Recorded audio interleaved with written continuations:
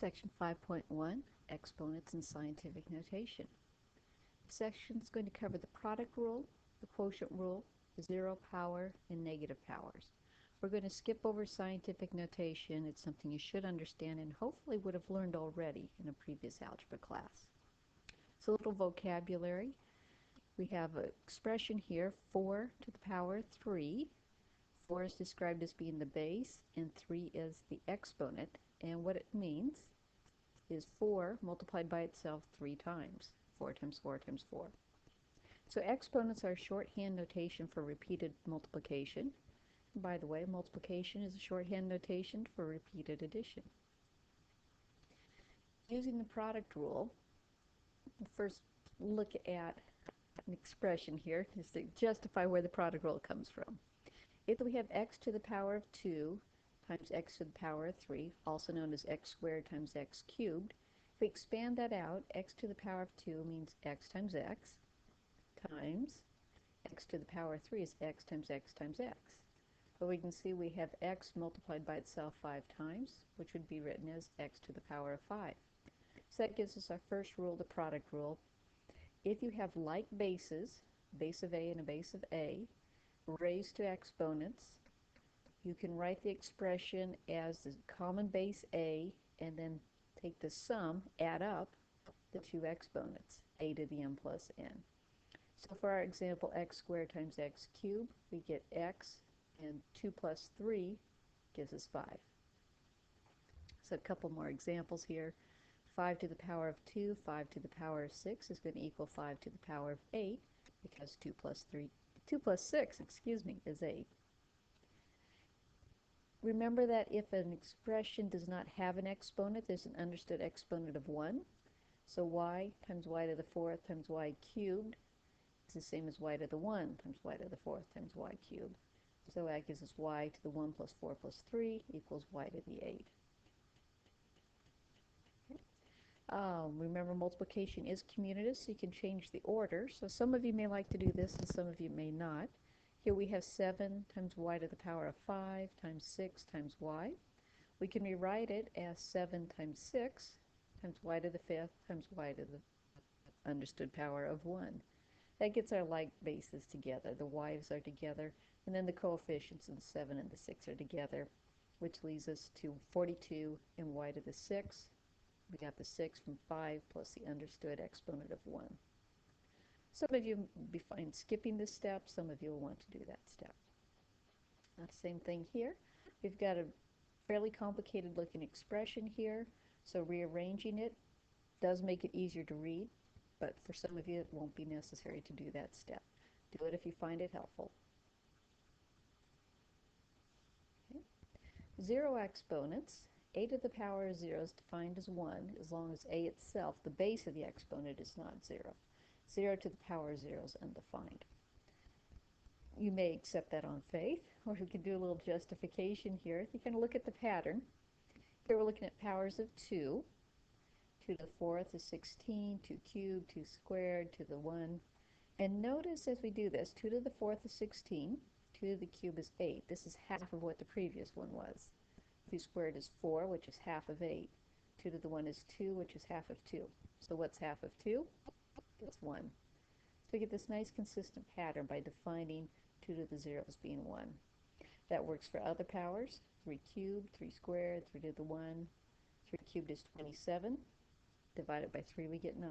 Divided by 3, we get 3. Divided by 3, we get 1 again. We can even take this a little bit further. If we've got the next one exponent in the progression, 4, 3, 2, 1, 0, negative 1, negative 2, negative 3. If we keep dividing by 2, 1 divided by 2 is 1 half. A half of a half is a fourth, and half of a fourth is an eighth. So 2 to the negative 1 is 1 over 2 to the power of 1. 2 to the negative 2 is 1 over the power of 2 squared. 2 to the negative 3 is 1 over the power of 2 cubed. And that gives us our definition for negative exponents. A to the negative n is defined as being 1 over a to the n, or also 1 over a all to the power of n. Works the same way. This is also true. 1 over a to the negative n equals a to the positive n. That comes in handy. So a couple quick examples here. 7 to the negative 2 is 1 over 7 squared, and then we can simplify the 7 squared and get 1 over 49. Negative 3 to the negative 4, 1 over negative 3 to the fourth. Negative 3 times negative 3 times negative 3 times negative 3 gives us a positive 81, so 1 over 81 for our final answer. 1 over 3 to the negative 2, using our second version of the rule, is 3 to the power of 2 over 1. Whatever's in the denominator moves up to the numerator and gives us a positive exponent. And then we can simplify the 3 squared, which gives us 9. You could do this, but I don't recommend it. It gets pretty ugly. Here's a common error. If you've got a coefficient 5 times x to the negative 4, only the base of x is being raised to the negative 4. 5 has its own understood exponent of positive 1. So the 5 is not going to move down to the denominator, only the x is going to move down to the denominator because only the x factor has an exponent of a negative exponent. So x to the negative 4 becomes x to the 4 in the denominator, while the 5 to the 1 stays in the numerator. If we had 5x in parentheses all raised to the negative 4, then it would be 1 over 5x to the 4th power. This is one you can do a couple of different ways. If we have x squared times x to the negative 7, we could use our product rule, add the exponent, we get x to the negative 5, which we can then simplify as 1 over x to the 5. We don't like to leave negative exponents in our final answer.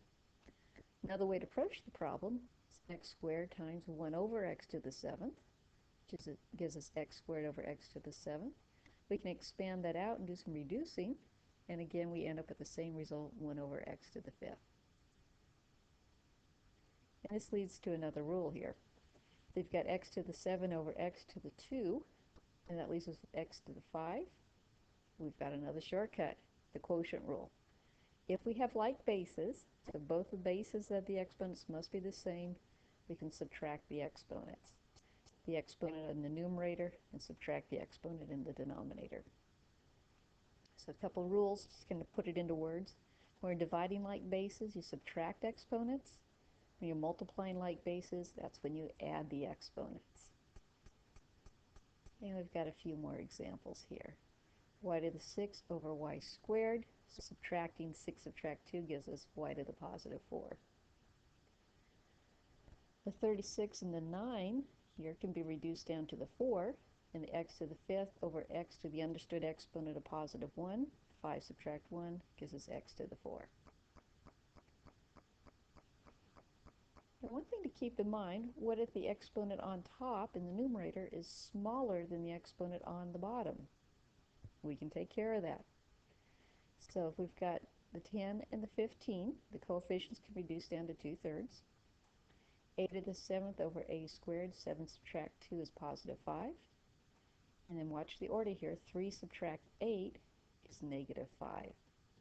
So we don't like to leave negative exponents in our final answer. So this expression, this factor here, we can move down to the denominator, and our final answer, 2a to the 5th over 3b to the 5th. A couple more examples. This is one where you can do it several different ways. Option A, we've got y to the negative 10, y cubed over y to the negative 4. We could first, up in the numerator, use our product rule, add the exponents, get y to the negative 7. We could move the negative 7 down to the denominator, and then both our y's are in the denominator. We could apply our product rule again, adding the exponents, negative 4 plus 7, y cubed. A lot of students really like to avoid negative exponents, and so their inclination is first thing when they're solving a problem is try to rearrange it so that they don't have negative exponents. So option B here, they've taken the y to the negative 10, brought it down to the denominator for y to the positive 10, and the y to the negative 4 they brought up to the numerator for y to the positive 4, and the y to the power 3 that was already in the numerator stayed in the numerator. Then we can apply the product rule, add the exponents with y to the 7th over y to the 10, apply the quotient rule, subtract the exponents, get y to the negative 3, which is 1 over y to the 3. So some of these, it's a matter of personal style, what steps you like to do first. Okay, moving on to section 5.2, more exponents. The power rule says that if you have an exponent raised to another exponent, you can multiply the exponents together. That's a little hard to read. Looks like I rewrote it over here. Power of a product and power of a quotient are related to each other. That's saying if you have more than one factor raised to an exponent, that you can distribute the exponent through the different factors inside the parentheses. So first example here, y squared to the 5th power. The long way to do this would be to say it's y squared, y squared, y squared, y squared, y squared 5 times. And then we could add the exponents up and get y to the 10th. But using our shortcut, the power rule, we can multiply the exponents. 2 times 5 gives us y to the 10.